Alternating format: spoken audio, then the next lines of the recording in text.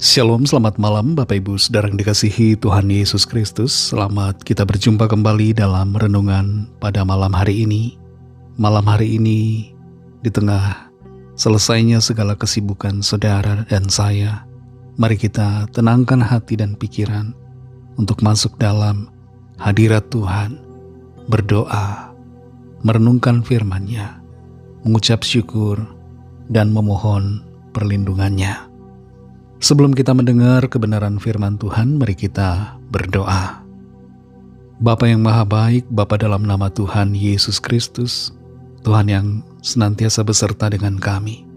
Terima kasih untuk pertolongan-Mu di sepanjang hari ini yang memampukan kami. Saat ini kami mau mendengar sabda firman-Mu. Berikan kami hati yang mengerti dan taat melakukan kehendak-Mu. Dalam nama Tuhan Yesus kami berdoa. Haleluya. Amin. Saudara yang dikasih Tuhan, ayat firman Tuhan saat ini terdapat dalam kitab Pengkhotbah pasal 12 ayat yang pertama. Tertulis demikian, "Ingatlah akan penciptamu pada masa mudamu, sebelum tiba hari-hari yang malang dan mendekat tahun-tahun yang kau katakan, tak ada kesenangan bagiku di dalamnya." Saudara yang dikasih Tuhan, setiap hari kita punya pemikiran-pemikiran, ada hal-hal yang kita pikirkan di dalam kepala kita. Sebuah penelitian di tahun 2020 diterbitkan oleh Nature Communication menyatakan bahwa rata-rata ada sekitar 6.000 pikiran setiap hari pada orang dewasa. Jumlah ini didapatkan dari pemindaian MRI pada otak manusia. Tapi sebelum penelitian ini, saudara, ada pandangan umum bahwa setiap hari rata-rata ada 70.000 pikiran di dalam otak manusia. Intinya sebenarnya adalah dalam kepala kita, dalam otak kita yang begitu kecil ini, ada begitu banyak pikiran yang berseliweran.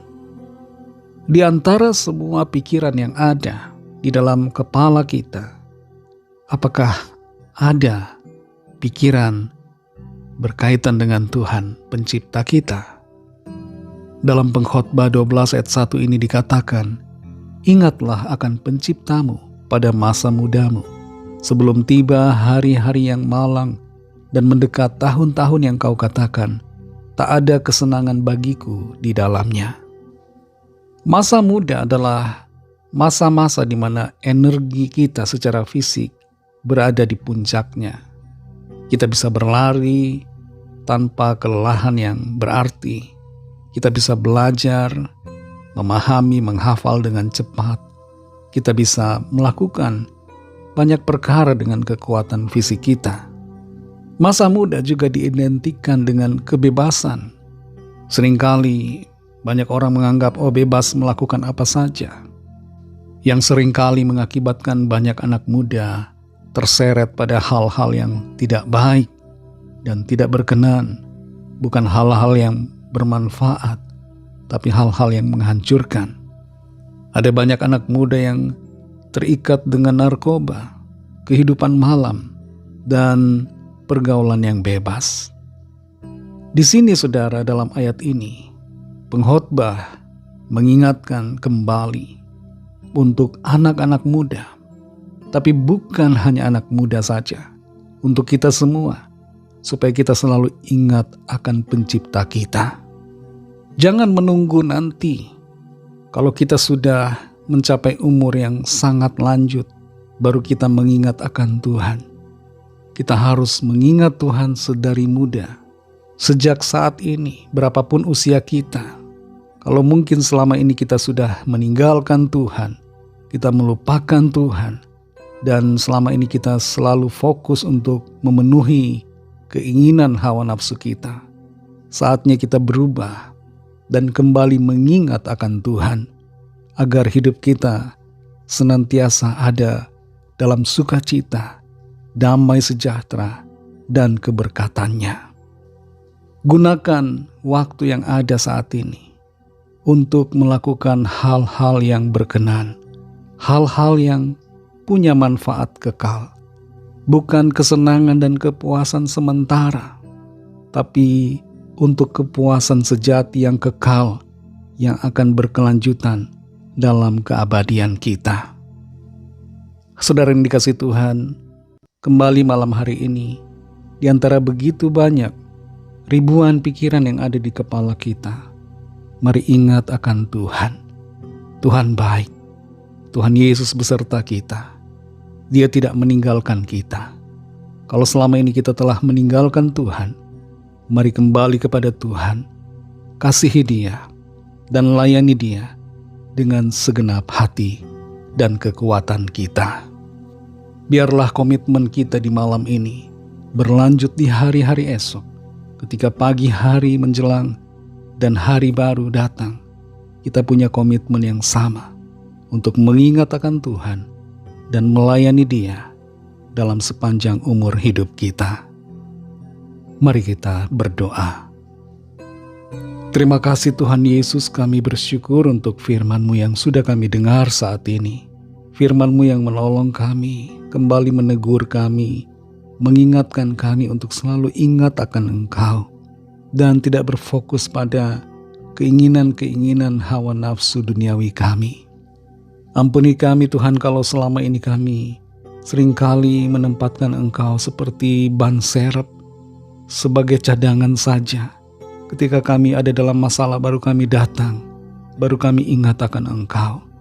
Kami mau ingat selalu akan Engkau Tuhan, dan hidup menuruti apa yang menjadi kehendak-Mu atas kami. Terima kasih untuk firman-Mu. Pimpin kami selalu ya Tuhan, untuk berjalan di dalam kehendak-Mu, hidup dalam kebenaran-Mu. Berkatilah kami di sepanjang malam hari ini, dalam istirahat kami.